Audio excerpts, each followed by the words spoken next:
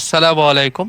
আজকে যে বিষয়টা নিয়ে কথা বলবো সেটি হচ্ছে আপনি যখন আপনি যদি দেশি মুরগি পালন করেন তাহলে সেই দেশি মুরগিগুলাকে কিভাবে সুস্থ রাখা যায় এবং কিভাবে সুস্থ রাখা যায় এবং কি খাওয়ালে মুরগিগুলা প্রতিনিয়ত তাদের খাবারের রুচি থাকবে বা খাবার ভালো হবে এবং তাদের খাবারের প্রতি একটা আকর্ষণ থাকবে এবং তারা সুস্থ থাকবে।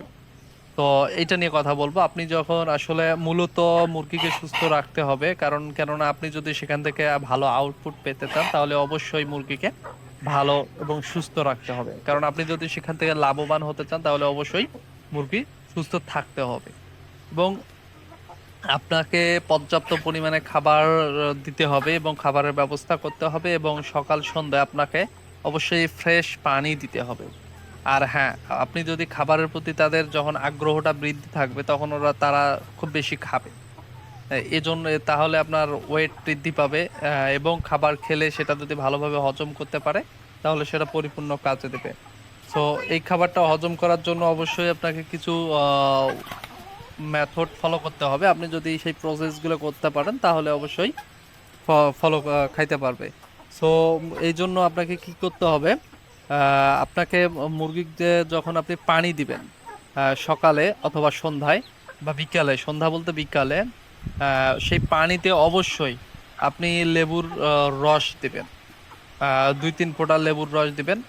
আর যদি পানি বেশি করে দিতে হয় অনেকগুলা মুরগি থাকে, তাহলে অবশ্যই একটা লেবু কেটে আপনি ওখানে পানিতে মিক্স করে সেই পানিটা খাওয়াবেন।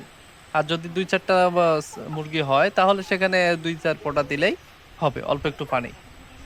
যদি আপনি এটা দেন তাহলে কি হবে? তাহলে মুরগির হচ্ছে দ্রুত হচ্ছে হজম হবে, হজম শক্তি ভালো হবে, হজম হবে।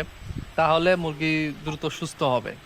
সুস্থ থাকবে এবং সেই যে মুরগি ভালোভাবে সুস্থ থাকবে সেই মুরগি অবশ্যই কিন্তু তখন খাবারটা খুব ভালোভাবে কনজিউম করবে। তো এজন্য আপনাকে সবসময় কি করতে হবে? আপনি কমপক্ষে সপ্তাহে ৩ দিন অথবা ৪ দিন এই কাজটা করবেন। অ্যা তাহলে আপনার মুরগি সুস্থ থাকবে এবং ভালো খাবে এবং ভালো আউটপুট দেবে।